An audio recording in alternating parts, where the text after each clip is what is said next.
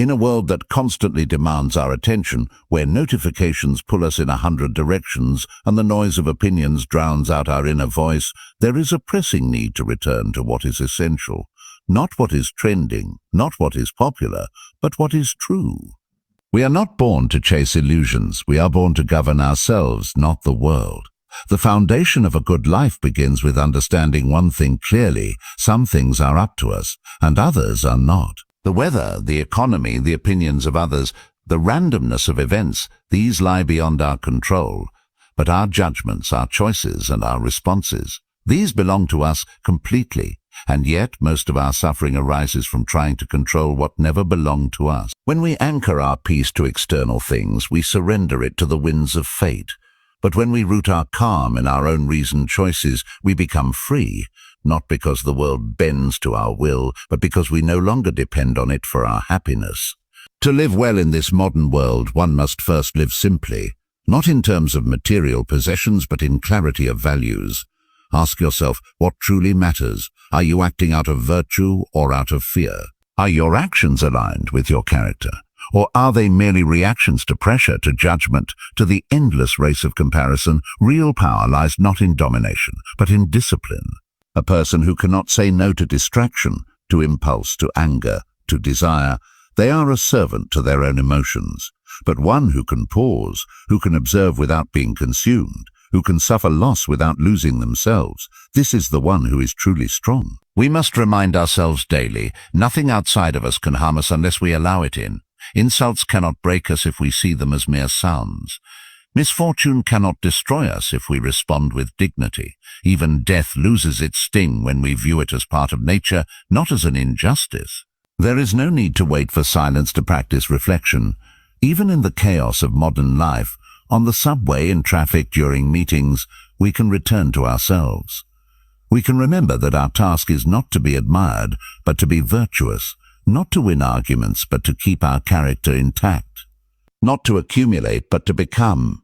Train your mind like an athlete trains their body. Question your impulses. Examine your desires. Strengthen your will.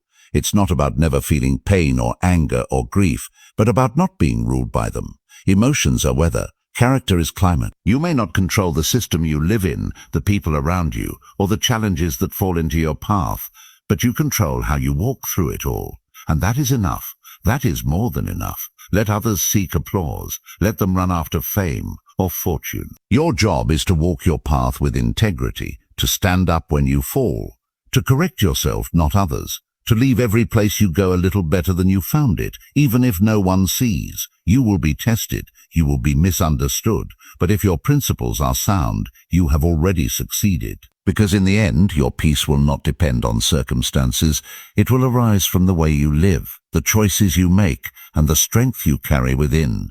In every moment we are faced with a simple but powerful distinction: what lies within our control and what does not. This division, though subtle, is the cornerstone of personal freedom and peace. In the modern world, where everything from breaking news to someone's opinion can reach us in seconds, it's easy to become overwhelmed by events that are entirely outside our influence. Yet the individual who understands this boundary clearly begins to live with far less anxiety and far greater clarity. This person does not waste effort on changing the behavior of others, altering the course of fate, or worrying over the opinions that swirl around them. Instead, they focus their energy on the only place where true power exists: their own choices, their own interpretations, their own actions. Control, in its most honest form, is not about mastering the world, but mastering the self. We are not the authors of the storms that come our way, but we are entirely responsible for how we face them.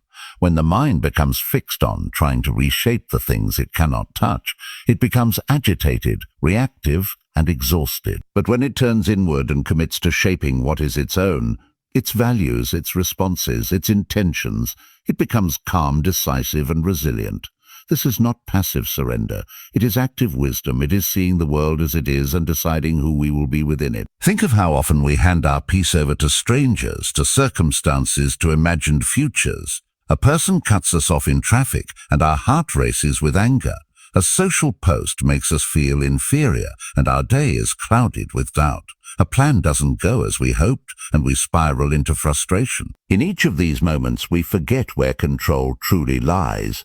We forget that while we cannot dictate the behavior of the driver, the algorithm, or the unexpected obstacle, we always have the ability to choose our response. We are not puppets of external events unless we choose to be. To reclaim control is to pause, observe, and act with intention instead of reacting from habit. This doesn't mean indifference to life or others. It means a refined focus on what is truly ours. When someone speaks harshly to you, their words are not within your control. But how you interpret those words, how you respond, and whether you allow them to shape your self-image, these are all your domain. By focusing on this, you take back the reins of your emotional and mental life. You stop being a victim of circumstance and become a steward of your own character. And as you do, a sense of groundedness begins to form. A person who has learned this cannot be easily rattled. Their peace is not fragile because it's not based on what can be taken away. The discipline of focusing on what we can control is not a one-time realization, but a daily, even hourly practice. It's in the small things, the way you start your morning, how you treat a stranger, the tone you choose during conflict. Each action is a chance to stay within the boundary of your influence.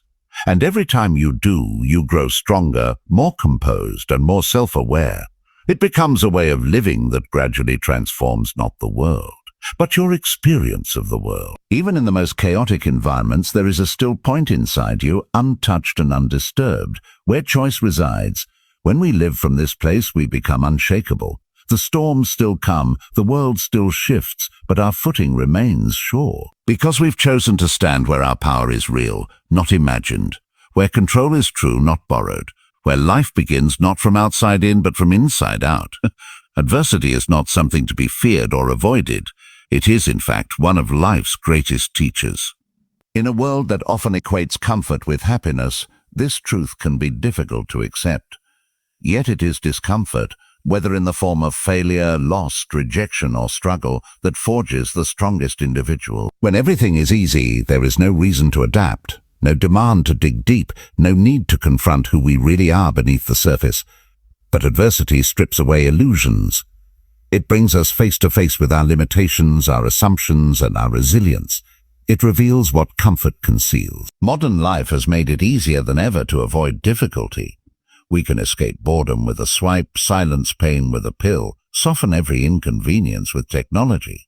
But in doing so, we risk weakening the very muscles that allow us to endure, grow, and lead meaningful lives. Discomfort, when embraced with wisdom, is not an enemy. It is the arena where character is tested, where patience is strengthened, and where clarity is often born. The person who never experiences adversity remains untested, unrefined, and unaware of their true capacity. But the one who learns to stand in the fire of hardship gains something that cannot be taught in comfort: resilience that does not break under pressure. Adversity demands presence. It demands that we stop drifting and pay attention. When life is smooth, we can afford to be careless. We can forget what matters, but in the face of difficulty, priorities become clear. The trivial fades. The essential stands out. We are forced to confront our own habits, our beliefs, and our inner strength. In many ways, adversity simplifies life, not by removing challenges, but by removing illusions. It teaches us what is within our control and what is not. It reminds us that while we can not always choose our circumstances, we can always choose our response. It is in the depths of difficulty that our values are revealed. Anyone can be kind when everything is going well. Anyone can speak of virtue in a peaceful room. But the person who maintains composure in chaos, who treats others with respect when they themselves are in pain, who stays honest when it would be easier to lie, that person shows that their values are not just words, but deeply held principles. Adversity becomes the test of authenticity. It asks whether we truly live by the principles we claim to admire. Each challenge also holds the potential for insight. Suffering can cloud the mind, but it can also sharpen it. It can expose parts of us that need healing, patterns that no longer serve us, and strengths we didn't know we had. The discomfort we feel is often the resistance of the ego, the part of us that clings to comfort, control, and certainty. But when we face adversity with courage and humility, we begin to see beyond the ego. We begin to understand that difficulty is not always a punishment, but sometimes a path. This perspective does not deny the pain of suffering. It does not romanticize hardship. Rather, it acknowledges that adversity, while difficult, is also deeply meaningful.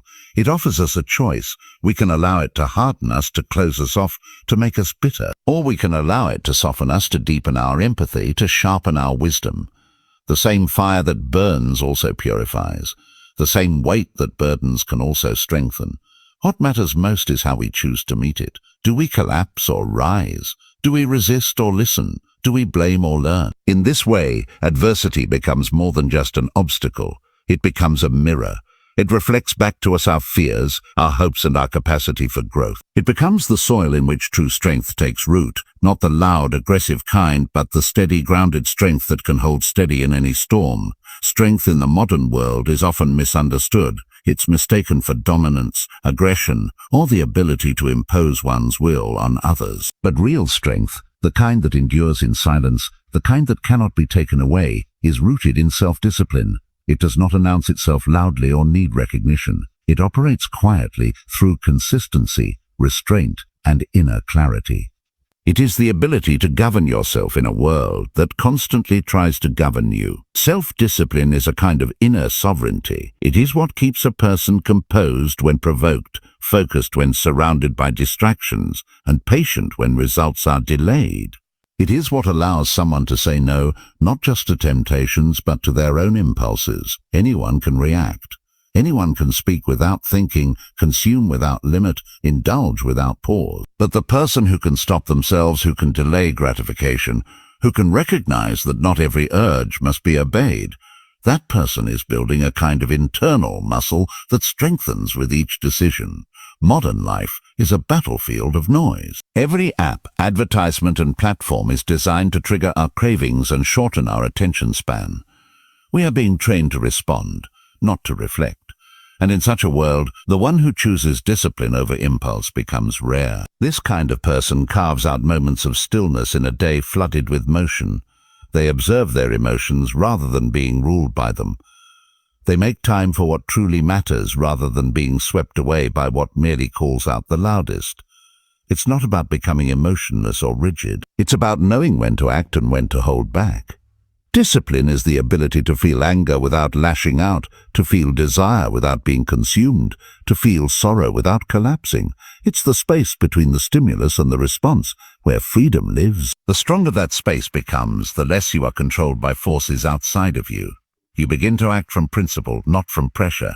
This strength manifests in countless small decisions. Waking up early when your body begs for sleep. Holding your tongue when an argument could easily escalate. Finishing a task when distraction calls with its 1,000 excuses. Refusing the easy path because the right one is harder. None of these acts make headlines, but over time they shape a life. And the more you practice them, the easier they become. Not because life gets easier, but because you get stronger. There is also a quiet confidence that comes with self-discipline. You no longer fear your own emotions because you are no longer at their mercy. You no longer dread failure because you know you'll keep moving forward. You no longer depend on external praise because you know the effort you put in, even when no one sees it. This is the kind of confidence that doesn't need validation. It's built from the inside, from showing up again and again, from choosing what is right over what is easy. Every moment is an opportunity to practice, to say no when necessary, to say yes when your higher self calls, to stand firm in discomfort because you know growth hides behind it. The path of discipline is narrow and often solitary, but it is also deeply rewarding. It leads to a kind of inner peace that cannot be shaken by chaos. It leads to a kind of freedom that no one else can grant you, and no one else can take away. Because it was forged within you through choice, through effort, through the quiet strength of self-command. Events in themselves carry no meaning. They simply occur, unfolding as part of the natural rhythm of life. What gives them emotional weight, what turns them into joy or sorrow, success or failure, is not the event itself, but our interpretation of it. The mind, through its judgments, has the power to create suffering or serenity. This understanding is not just a philosophical observation, it is a practical tool for daily living. In the midst of difficulty, we can pause and ask, What story am I telling myself about this moment? Am I adding pain to the situation through my thoughts, through my expectations, through my resistance? The modern world confronts us constantly with events that seem urgent, personal, even catastrophic. A message left unread, a project delayed, a remark made in passing can become, in our minds, proof of rejection, failure, or disrespect. But if we strip away our assumptions, what remains is only a neutral occurrence. Someone spoke words, we interpret them as an insult. A goal wasn't reached, we call it defeat. But another person might hear the same words and feel nothing. Another might see the same failure and find in it a lesson. This reveals that the true source of our experience lies not in the event, but in the lens through which we view it. By training ourselves to view events objectively, we begin to reclaim our inner balance. A delayed flight is just that. A delayed flight. It becomes a disaster only when we demand that reality be different from what it is. Someone's criticism is simply their opinion, shaped by their own experiences and filters. It only wounds us if we accept it as truth without examination. This does not mean we are indifferent to what happens in the world. It means we respond rather than react. We consider whether our judgments are helpful or harmful, whether they bring us closer to wisdom or further into confusion. When we become aware of the mind's tendency to dramatize, to label, to attach meaning where there may be none, we start to unburden ourselves from much of the suffering we once thought was inevitable. We realize we have a choice. We can live as slaves to our automatic thoughts, or we can examine and reshape them. In the face of adversity, this perspective becomes especially powerful. Loss, failure, betrayal, these are real and difficult experiences. But even then, our inner interpretation determines the depth of our suffering. If we see a loss as a reminder of impermanence, a failure as a stepping stone, a betrayal as a reflection of another's weakness rather than our own worth, we transform pain into growth. The external event remains the same, but its effect on us is altered by the meaning we assign to it. Every day offers opportunities to practice this skill. A rude customer, an unexpected delay, a goal unmet, each one is a test of perspective. Do we collapse into frustration, or do we step back and see the moment as it is, without exaggeration? This is not a denial of feeling, but a redirection of focus. It is the practice of asking, what is truly happening here, and what am I adding to it with my interpretation? Often we find that the suffering lies not in the facts, but in our refusal to accept them as they are. With this awareness, we begin to see the mind for what it is, a storyteller, constantly crafting narratives. But we are not obligated to believe every story. We can step back, observe, and choose differently. We can learn to let events be events, and meaning be something we create with care and responsibility. We can carry ourselves through life not as victims of every change, but as thoughtful participants who understand that peace is not found in the world bending to our will, but in our ability to see clearly and respond wisely. In the rush of modern life, reflection often becomes a forgotten habit. The world moves quickly, constantly pushing us from one task to another, from one screen to the next. But in the absence of stillness, we lose connection with ourselves. Without moments of pause, we begin to live reactively, driven by impulses, by others' expectations, and by the weight of unchecked emotions. Reflection is not a luxury, it is a discipline, a vital tool for those who seek to live deliberately rather than by default. And it does not require perfect silence or retreat into solitude. It can be practiced anywhere, at any time, even in the midst of everyday life. Reflection is the act of returning to the self, of stepping outside the noise long enough to ask honest questions. How did I show up today? Were my actions guided by principle or by pressure? Did I remain calm when challenged, or was I swept up in emotion? These questions are not meant to shame or criticize, but to illuminate. They help us notice patterns, identify where we are straying from our values, and gently steer ourselves back on course. Just as the body is kept healthy through regular movement and nourishment, the soul is kept strong through reflection. In a world obsessed with productivity and speed, making space for such internal conversations can feel countercultural. But those who regularly reflect are not slower, they are more precise. Their actions are thoughtful rather than impulsive, grounded rather than scattered. They waste less time on regrets because they learn from them. They make fewer repeated mistakes because they take the time to understand why they happened in the first place. Reflection allows for growth that is rooted in reality, not in fantasy. It reveals to us who we are beneath the surface of appearances and ego. One of the most powerful aspects of daily reflection is its role in shaping our character. Each day presents us with countless decisions, and in those decisions we are building ourselves. But without reflection, we may never notice the ways in which we compromise, the small ways we give in to fear, pride, or desire. A person who reflects is someone who reviews their words, their tone, their intentions, not to perform for others, but to remain accountable to themselves. They do not wait for the world to correct them. They correct themselves first. Reflection also creates emotional clarity. So often our inner world is clouded with unexamined feelings. Anger, sadness, envy, guilt. These emotions, if left unchecked, begin to define our worldview. But when we sit with them, not to suppress or indulge, but to understand, we begin to disarm their power. We learn that emotions are not commands.